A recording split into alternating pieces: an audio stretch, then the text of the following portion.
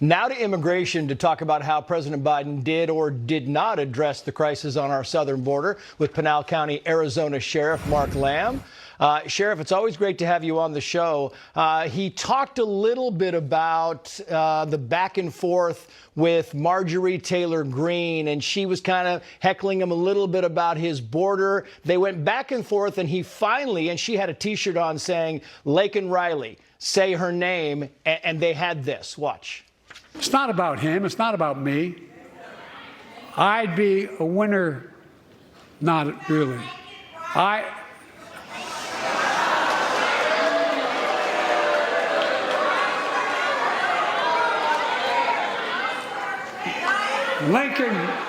Laken Riley, an innocent young woman who was killed by an illegal. That's right. But how many of the thousands of people being killed by illegals? To her parents, I say, my heart goes out to you, having lost children myself. I understand. Two very unusual parts of that. One, instead of Laken Riley, he said Lincoln Riley. And two, he went on to say how many thousands of people being killed by illegals. It's interesting that it was kind of, he just messed the whole thing up. What were your thoughts about that?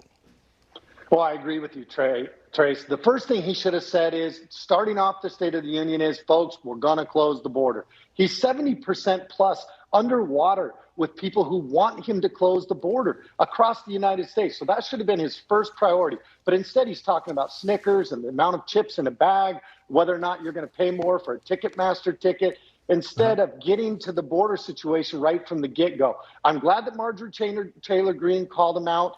And you're right, Trace, most people didn't catch it. But what he said was thousands of people are dying by illegal aliens. And right. I'm glad that he recognized that they're here illegally as well. Yeah, and he talked about, I mean, this is the president who many people say broke the border, and he's talking about what he needs to fix it. Look, folks, we have a simple choice. We can fight about fixing the border, or we can fix it. I'm ready to fix it. Send me the border bill now.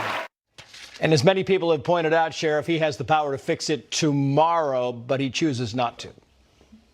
Well, he does play the blame game. He spent his first part of his speech doing the blame game, and he's wrong. He can fix it. He doesn't need another border bill. He doesn't need any bill. Under the Immigration and Naturalization 212F, he has all the power to fix it. Yeah. The same power that he used to undo Trump's working policies, he can use that power to fix it again.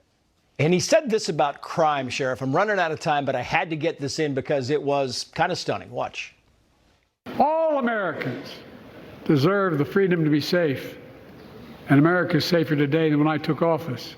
Safer today than when he took office. With a straight face, Sheriff, your final thoughts.